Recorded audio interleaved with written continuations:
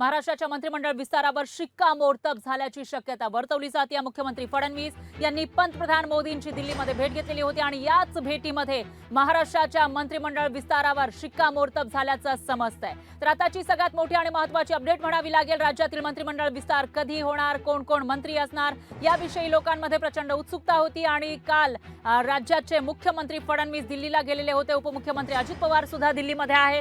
जरी दुसरे उपमुख्यमंत्री शिंदे हे महाराष्ट्रामध्ये असले तरी देखील दोन मंत्री मात्र जे महत्त्वाचे नेते आहेत महायुतीमधले ते दिल्लीमध्ये आहेत। त्या ठिकाणी त्यांनी शहांसोबत चर्चा केली आणि त्यामध्येच फॉर्म्युला ठरवल्याचं कळत आहे। तर दुसरीकडे आज मुख्यमंत्री फडणवीस यांनी भेट घेतलेली आहे पंतप्रधान मोदींची आणि याच भेटीमध्ये जो काही फॉर्म्युला शहांसोबत काल ठरला होता त्याच्यावर शिक्कामोर्तब झाल्याची शक्यता वर्तवली जाते। त्यामुळे आता हा फॉर्म्युला नेमका काय याविषयी लोकांमध्ये प्रचंड उत्सुकता आहे। तो फॉर्म्युला लोकशाही मराठीने तर दाखवलेला आहे, पण याविषयीची अधिकृत घोषणा नेमकी कधी केली जाते ते बघावं लागेल। दरम्यान मुख्यमंत्री फडणवीस यांनी पंतप्रधान मोदींची दिल्लीमध्ये भेट घेतलेली आहे आणि याच भेटीमध्ये महाराष्ट्राच्या मंत्रिमंडळ विस्तारावर शिक्कामोर्तब झाल्याची माहिती समोर येते। आता उत्सुकता आहे ती म्हणजे कोणाची वर्णी लागणार या मंत्रिमंडळामध्ये याविषयीची आणि 14 तारखेला मंत्रिमंडळ विस्तार होणार आहे, शपथविधी होणार आहे। त्या पार्श्वभूमीवर आता सर्व प्रश्नांची उत्तरं लोकांच्या लवकरच मिळू शकतात।